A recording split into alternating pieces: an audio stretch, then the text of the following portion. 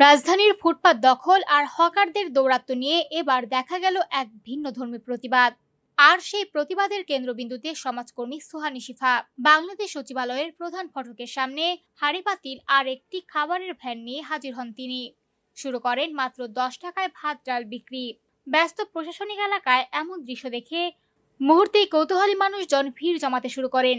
কিছুক্ষণের মধ্যেই ঘটনাস্থলে পৌঁছায় পুলিশ। নিরাপত্তার কারণ দেখিয়ে সুহানী শিফাকে দোকান গুটিয়ে চলে যাওয়ার নির্দেশ দেওয়া হয়, কিন্তু তিনি সরে দাঁড়াতে অস্বীকৃতি জানান। এক পর্যায়ে পুলিশের সঙ্গে তার কথা কাটাকাটি হয় এবং শেষ পর্যন্ত খাবার সহ ভ্যানটি সরিয়ে দেওয়া হয়। তবে এই আয়োজনের উদ্দেশ্য ছিল না ব্যবসা করা। সাংবাদিকদের সামনে নিজের অবস্থান ব্যাখ্যা করে সুহানী শিফা বলেন, মেট্রো রেল জনগণের টাকায় নির্মিত হলেও অধিকাংশ স্টেশনের নিচে অবৈধ হকার বসে থাকায় সাধারণ মানুষের হাঁটার জায়গা নেই।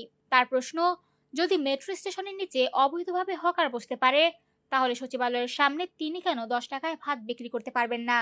তিনি আরো বলেন, সচিবালয়ও জনগণের টাকায় তৈরি, তাই এখানে আলাদা করে ভিআইপি সংস্কৃতি থাকা উচিত নয়। তার ভাষায়, স্কুলের সামনে যদি ভাতের হোটেল থাকতে পারে, তাহলে সচিবালয়ের সামনেও থাকতে পারে। সুহানী শিফার দাবি, তার এই কর্মসূচির মূল উদ্দেশ্য মেট্রো স্টেশন ও ফুটপাত দখলমুক্ত করা। তিনি স্পষ্ট জানিয়ে দিয়েছেন, যেদিন রাজধানীর মেট্রো স্টেশনগুলোর নিচ থেকে সব অবৈধ হকার উচ্ছেদ করা হবে, সেদিনই তিনি তার এই প্রতীকী দোকান গুটিয়ে বাড়ি ফিরে যাবেন। এর আগেও গুলিস্তানে ফুটপাত দখলের বিরুদ্ধে একক প্রতিবাদ করে আলোচনায় এসেছিলেন সুহানী শিফা।